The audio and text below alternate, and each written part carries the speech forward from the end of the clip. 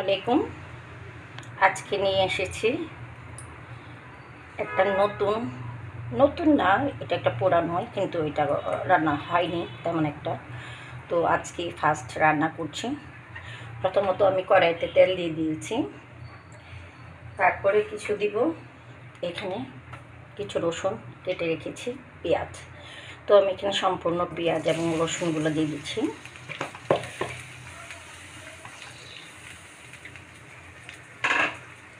কিছুটা দিয়ে দিচ্ছি লবণ, স্বাদ মতো লবণ দিয়ে দিচ্ছি।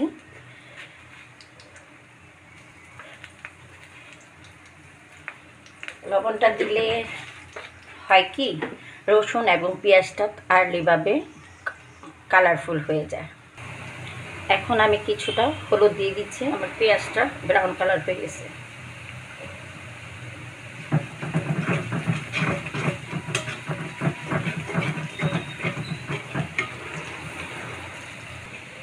আমার পেঁয়াজের কালারটা সুন্দর হয়ে গেছে।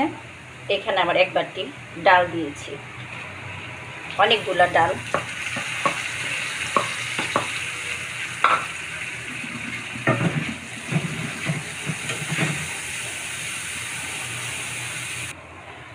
আবার ডালের কালারটা অনেক সুন্দর হয়েছে। দীর্ঘদিন যাবত আমার মেয়ে বলছে শাক খাবে। আসলে অলসতা করে শাক আনতে চায় না, বাঁচতে অনেক কষ্ট হয়, কারণ কাজের বুয়া তো নেই। তার জন্য নিজে কী করতে হয়। আজকে সারাদিন শুধু কাজের মধ্যেই ছিলাম। কিছুটা বাইরে প্রোগ্রাম ছিল, প্রোগ্রাম শেষ করা আসার পরে থেকেই যে ঘরে কাজ শুরু করছি, আর একটু নিস্তার পাইনি। বড় মেয়ের সঙ্গে কথা বলেছি, হাজব্যান্ডের সঙ্গে কথা বলেছি। এখন আমি দিয়ে দিচ্ছি, এখন আমি কিছুটা পুঁই শাক দিয়ে দিচ্ছি। দীর্ঘদিন পর যখন আমার বড় মেয়ে বাংলাদেশি ছিল, তখন এই জিনিসটা আমি অনেক রান্না করতাম। আমার বড় মেয়ে অনেক পছন্দ করতো, বেশিরভাগ আমার বড় মেয়েটাই পছন্দ করতো। তো বাইরে গিয়েছিলাম ময়লা দেওয়ার জন্য, ফেলার জন্য গিয়েছিলাম। তখন দেখলাম যে শাক চলে এসছে। তখন কী করলাম, মেয়ের জন্য 2টা আনারস নিয়ে এসছি আর 1 কেজি পুঁই শাক নিয়ে এসছি। তো ভাবলাম যে আজকে একটু নতুন রান্না করি। মেয়েকে বললাম যে ডাল দিয়ে পুঁই শাক দিয়ে রান্না করলে খাবে, বলছে যে হ্যাঁ খাবো। তো ভাবলাম যে এরকম একটু রান্না করে দেখি। আমি আগেও রান্না করেছি, আজকে নতুন ফার্স্ট না, কিন্তু আমি যখন ইউটিউব চ্যানেল তৈরি করেছি তখন মনে হচ্ছে যে এটা মনে হয় আমি করিনি, ফার্স্ট টাইম করছি। তার জন্য আপনাদের সাথে শেয়ার করছি। দেখি আমার শাকের অবস্থা। শাক রেখে অনেক কাজ করতে চলে গিয়েছিলাম। অনেক সুন্দর হয়েছে।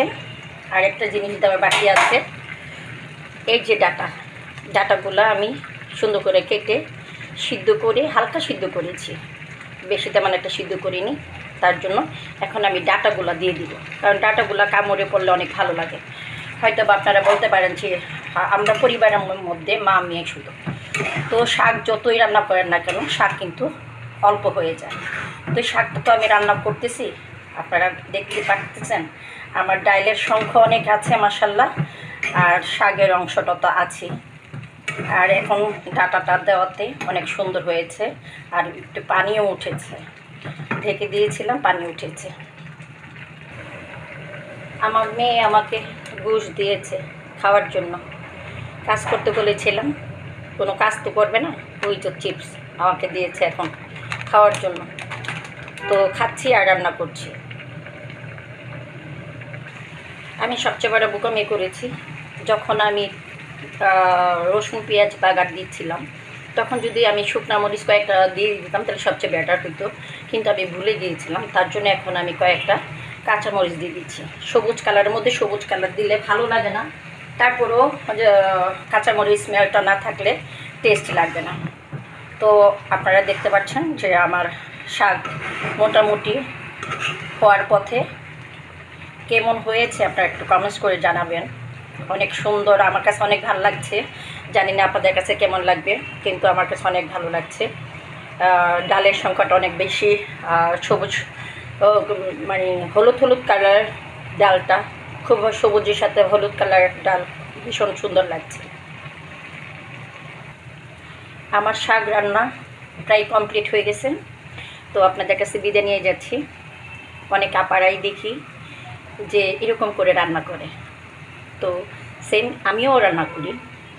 তো আজকে রান্না করলাম, আপনাদের সাথে শেয়ার করলাম। যেহেতু আমার একটা ইউটিউব চ্যানেল আছে, আমি যেটা রান্না করি সেটাই আপনাদের দেখাতে আমি চেষ্টা করি।